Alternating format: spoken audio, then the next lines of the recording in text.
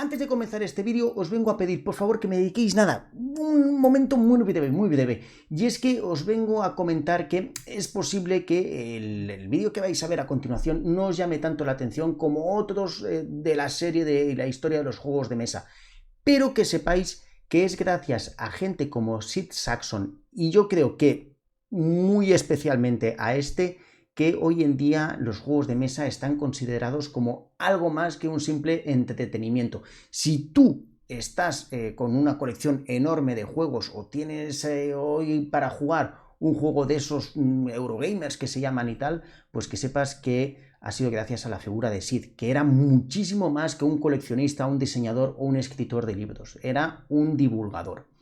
Así que os animo a todos a que disfrutéis de este vídeo. Y lo otro que os vengo a decir es que quiero dedicar todo esto que vais a ver a continuación al que es, para mí, desde mi punto de vista, al heredero de Sid Sackson en esto de la divulgación de los juegos de mesa, y me refiero nada más ni nada menos que a Oriol Comas y Coma, que está haciendo muchísimo por todos nosotros, desde escribiendo libros como Un mundo de juegos hasta montando las DAO o muchas más cosas que está haciendo. Así que vaya este vídeo como agradecimiento a Oriol, con todo mi corazón. Oriol, muchísimas gracias. Como tengo dos chicos aquí haciendo la mili aquí en el Guarrá, en Móstoles. En conjunto pesan más que la suma de todos los mamíferos del ecosistema. En el frío invierno de Chicago, el 4 de febrero de 1920, se empezaban a escribir las primeras líneas de una vida que cambiaría el mundo de los juegos de mesa, porque ese día nacía Sid, hijo de Aaron y Esther Sackson. El pequeño Sid creció en un hogar modesto, donde vivían del día a día y del sustento poco que podía hacer llegar su padre con el trabajo de delineante que tenía. Sid, por su parte, era un tanto diferente al resto de los niños de su edad, pues mientras sus compañeros de calle disfrutaban jugando al béisbol u otros deportes, él se sentía más atraído por los sencillos juegos de mesa de la primera mitad del siglo XX. Su madre, haciendo un gran esfuerzo, intentaba que cada semana hubiera un nuevo juego en casa. Pensad que para entonces los juegos eran mucho más económicos. No es como hoy, que para comprar dos juegos casi tienes que pedir una segunda hipoteca al hogar. Y Sid, sabiendo del gran esfuerzo que hacían sus padres para poderle traer juegos, intentaba sacar el máximo provecho a lo que tenía. Así que cuando ya había exprimido las reglas de un juego, comenzaba a darle vueltas cómo podía adaptar este a nuevas mecánicas. Y lo que para otros niños era simplemente un pasatiempo, para Sid era un lienzo en blanco con lo que poder trabajar en algo más divertido. No pasaba mucho tiempo desde que llegaba un juego a sus manos hasta que le daba la vuelta completamente y lo transformaba en algo completamente distinto. Entre sus diarios figura cómo de niño había llegado el juego Uncle Wiggily y después de darle unas pocas partidas cambió de ser un juego variación de la oca a un juego que podías hacer auténticas batallas épicas con soldados y cañones. Pero mientras la imaginación volaba bien alto, la realidad en su hogar era otra. El crack del 29 golpeó muy duro a las familias y esto afectó a la relación de sus padres, hasta el punto que finalmente llegaron a divorciarse. Sid se quedó con su padre y siguiendo el trabajo de este estuvo viajando por Estados Unidos en sitios como Indiana y Filadelfia, y con tanto viaje no le permitía llevar consigo sus juegos de mesa, que se quedaron en casa de su madre. Así que el joven Sid tenía que ingeniárselas como pudiera para poder seguir con su afición a los juegos con lo poco que podía llevarse en las maletas. Su padre, a pesar de estas dificultades, siempre intentó apoyar a su hijo en su peculiar pasión. Y tras estar todo el día trabajando, siempre encontraba un momento por la noche para probar el último juego que Sid había diseñado. Esto me ha venido a recordar a la relación que tenían el Tom Baker y su padre en los dibujos del Oliver y Benji. ¿A que sí? El tiempo pasa y en 1937 ingresó en la City College de New York, donde se graduó magna cum laude con una licenciatura en Ingeniería Civil. y tras ser rechazado para poder ser profesor de matemáticas por no tener una buena voz para dar las clases como le dijeron, se empieza a dedicar a la ingeniería. Como ingeniero civil, sus proyectos incluían trabajos que iban desde el acorazado de Missouri hasta el World Trade Center, para que veáis que la firma de Sid iba mucho más allá que los juegos de mesa. Y como en buena historia, también toca hablar un poquito del amor. Y es que en la época de universidad, Sid había conocido a Bernice Pearl Burdick, que era la hermana de un amigo suyo. Digamos que esto fue un flechazo a primera vista, y en el 1941 se casan y establecen su residencia en el Bronx, y de esta relación nacieron sus dos hijas, Dana y Dale. Con Bernice encontró una gran compañera en su afición a los juegos, ya que ella compartía ese cariño por los rompecabezas y los juegos de mesa.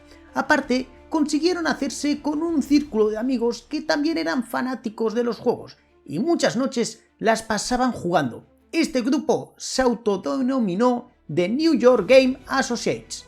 En esta época, el matrimonio Saxon vivía en un pequeño apartamento con muy poco espacio, pero eso no era impedimento para que la colección de juegos de mesa comenzara a crecer. Y Sid, que era una persona muy ordenada y necesitado de espacio, se dedicó a organizarlo todo para que le cupiera en el poco sitio que había en la casa. Así que se dedicaba a poner todas las instrucciones de los juegos a un lado, apilaba los tableros en otro e hizo una pila separadas de cajas de piezas usando cajas de lápices cuando el juego venía con el tablero y los implementos sueltos en una caja más grande. Y alguno dirá, ¿y qué hacía con las cajas originales? Fácil, las tiraba a la basura. Sí, la habéis escuchado bien. Lo que para muchos es una aberración, para el bueno de Sid era un elemento superfluo. A fin de cuentas, él era un investigador y no un coleccionista. Y llegado a este punto ya me quedo más tranquilo por haber tirado a la basura mi caja del Descent de primera edición para poner el juego en tuppers. Y como cada vez llegaban más y más juegos, disponía de un diario donde tenía un detallado sistema de anotaciones que le permitía saber dónde se guardaban todas las partes de un juego. Y este diario, para que veáis lo detallado que era, se considera que es fundamental para entender la historia de los juegos de mesa. Y aparte de coleccionar, también encontraba el tiempo necesario para poder modificar todos esos juegos que estaban entrando. Y a pesar de todo esto, Sid todavía no había dado a conocer sus invenciones al gran público. Tuvo que llegar el año 1946 y animado por su familia y amigos para que publicara en una revista de la editorial Dover Publications llamada Skyr su primer juego titulado Poke. Este Poke era una variación del póker donde dos jugadores van intentando hacer diferentes figuras típicas del póker y cada una de estas con su correspondiente puntuación. El planteamiento del juego llamó mucho la atención y en Dover empezaron a recibir cartas de gente interesándose por el autor de dicho Poke. Pero Sid no estaba por la labor de sacar beneficios de sus invenciones, y hasta 1951 no vuelve a publicar otro juego llamado Slam. Y como el Poke, este era una variación de un juego de cartas existente, en este caso el Bridge. Y también como en el anterior, publica las reglas en una columna de la revista Syndicate Bridge. Y tras esta publicación se puede decir que algo le hizo clic y comenzó a moverse para intentar publicar los juegos que estaba diseñando. Se sabe que de su mente salieron, se diseñaron y se probaron una decena de juegos, pero ninguno de estos llegó a venderse, hasta que en 1958 conoció a un inventor de juegos que estaba mostrando sus productos en los grandes almacenes de Kimball. No hay constancias del nombre de dicho inventor, pero de lo que sí se sabe es que de esta relación el misterioso inventor puso en contacto a Sid con la empresa Milton Bradley y pudo enseñarle alguno de sus prototipos. Y en Milton Bradley les cucó el ojo la mecánica de uno de ellos, y tras un pago de unos $3.000 por hacerse con los derechos de este, la editorial americana lanza el High Spirits with Corbin and the Coronel, siendo este el primer juego publicado profesionalmente por Sid Saxon. Pero no os penséis que el bueno de Sid quedó muy contento con lo que se había lanzado, pues cuando salió el juego al mercado comprobó que la editorial había aplicado una capa de chapa y pintura y aprovechando la licencia que tenían de los dibujos animados de Calvin and the Colonel, la estamparon en el juego, hicieron algunas modificaciones y este pasó de ser un juego pensado para un público adulto para convertirse en uno de los tantos más juegos infantiles de MB. Y por supuesto, esto no les sentó del todo bien. Menudo montón de mierda. Pero bueno, con el tiempo supo resarcirse, y cuando ya se habían expirado los derechos volvió a sacar este juego con algunas variaciones, en 1992 con el nombre de Das Superblood, y en 1999 Buried Treasure. Y ya se sabe que no hay mal que por bien no venga. Y este juego llamó mucho la atención a la editorial 3M, y en 1962 se ponen en contacto con él y su amigo Alex Randolph para desarrollar bajo la marca 3M Boardcraft Games una serie de juegos. En unos 5 años sacaron varios juegos, entre estos El Bazar en 1967, que era un juego abstracto para hasta 6 jugadores donde tenías que hacer combinaciones de colores según lo que te indicaban las cartas que ibas descubriendo, o también sacaron el Monad en 1969, cuyo objetivo era coleccionar cartas redondeadas conocidas como monadas, que parecen ser símbolos que recuerdan al yin y yang. También apareció por ahí el Executive Decision en el 1971, que era un juego de gestión de compra y venta de materiales. Hasta sacaron juegos familiares como el Venture en el 1969. Este salió con el sello 3M Gamut Sales y a fecha de hoy se puede ver publicado por Avalon Hill, y este era un juego de cartas de gestión de empresas. Pero ninguno de estos juegos fue tan importante y tan bien valorado como el primero de todos ellos que sacó para 3M, que fue el Acquire en 1963. Acquire es un juego de gestión hotelera donde los jugadores han de procurar hacerse con el mayor número de acciones de una cadena empresarial.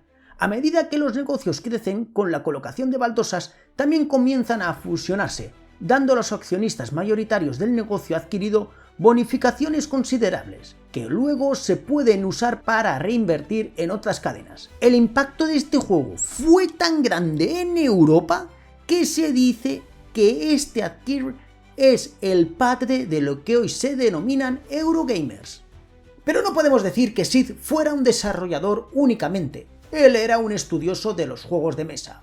Y el ejemplo está en que a mediados de los años 60, él y su esposa habían centrado su vida en los juegos. Los viajes por todo el mundo en una búsqueda de nuevos juegos era ya un habitual en el matrimonio, y con estos viajes no faltaba su diario para ir anotando todo lo que iban descubriendo.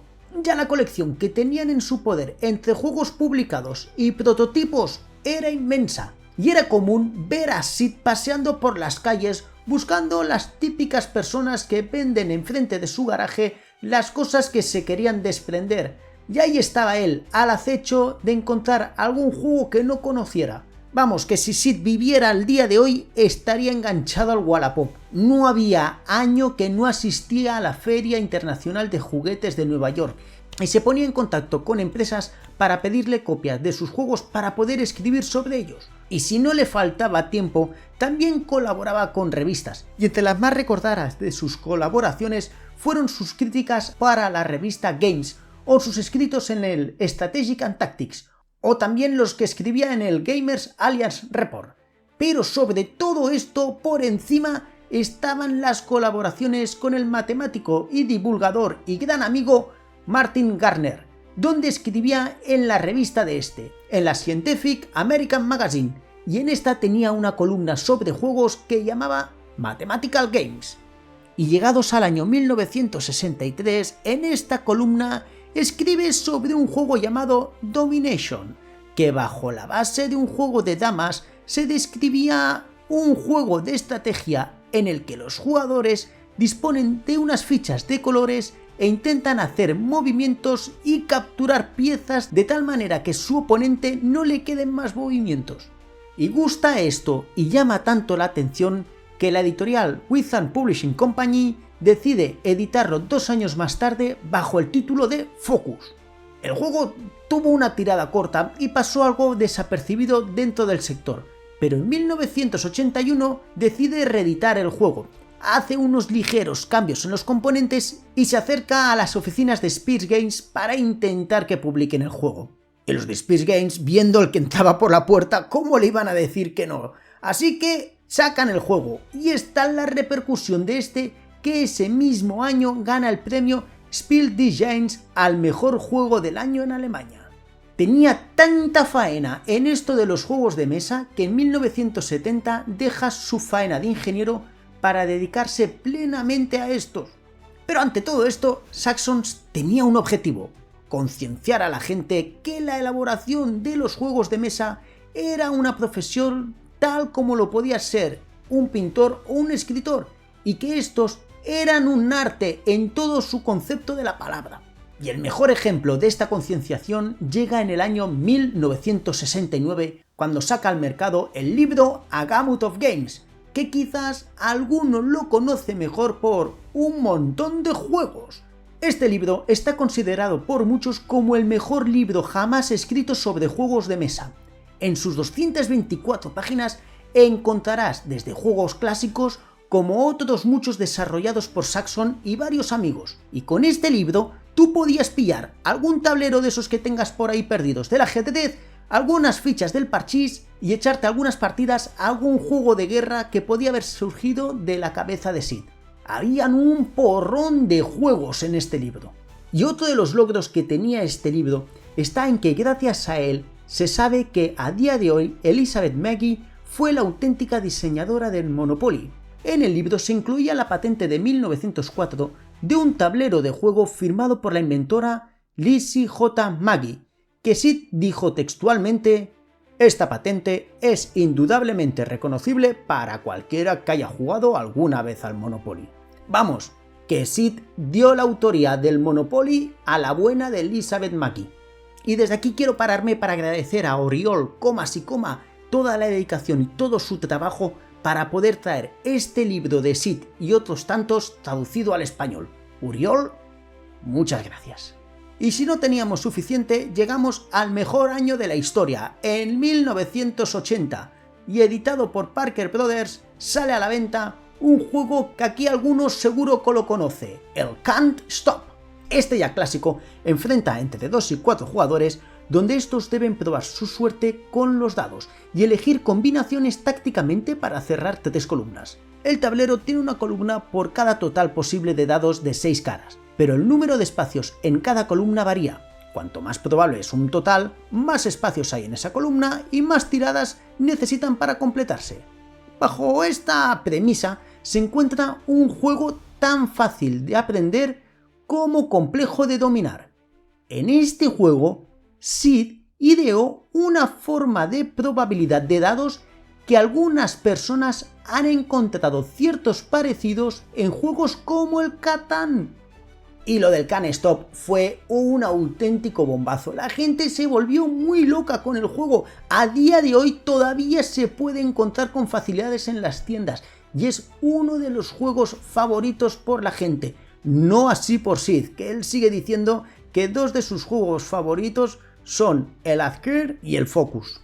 Y mientras todo esto pasaba, nuestro protagonista seguía diseñando, escribiendo artículos, libros, coleccionando juegos sin parar y cosechando premios, hasta el punto que a veces se enteraba de rebote que le habían otorgado algún premio, como lo que le pasó con el Focus, que se enteró que había sido designado mejor juego del año en Polonia leyendo el artículo de una revista. Es que nadie le había dicho nada.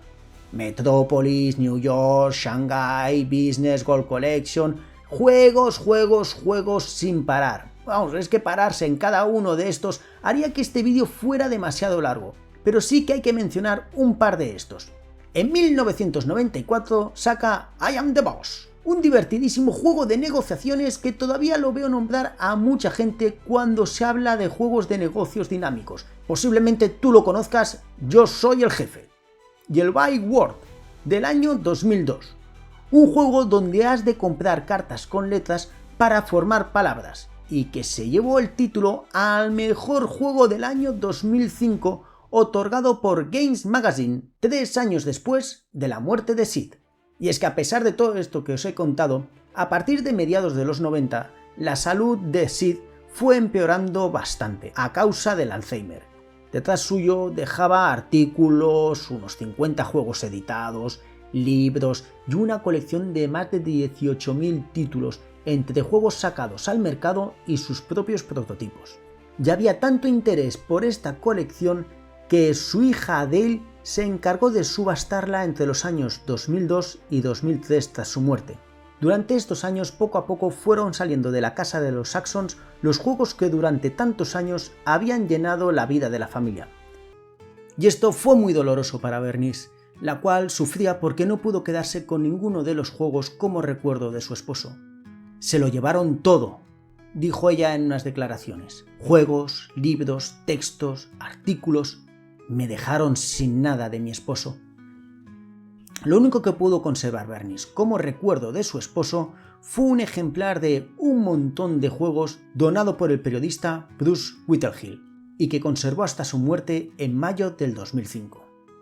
Y esta es la vida de Sid Sackson, una de las personas, si no la que más, ha hecho por el mundo de los juegos de mesa. No solo desarrollando nuevos estilos, sino documentando, estudiando, demostrando que los juegos de mesa no solamente son un pasatiempo, sino que estos son arte cultural, y gracias a él se consideran a los autores de juegos de mesa como diseñadores. Así que ya sabéis, la próxima vez que vayáis a jugar a un juego de mesa, paraos a darle las gracias por este momento que vais a pasar a Sid y a Bernice Sackson.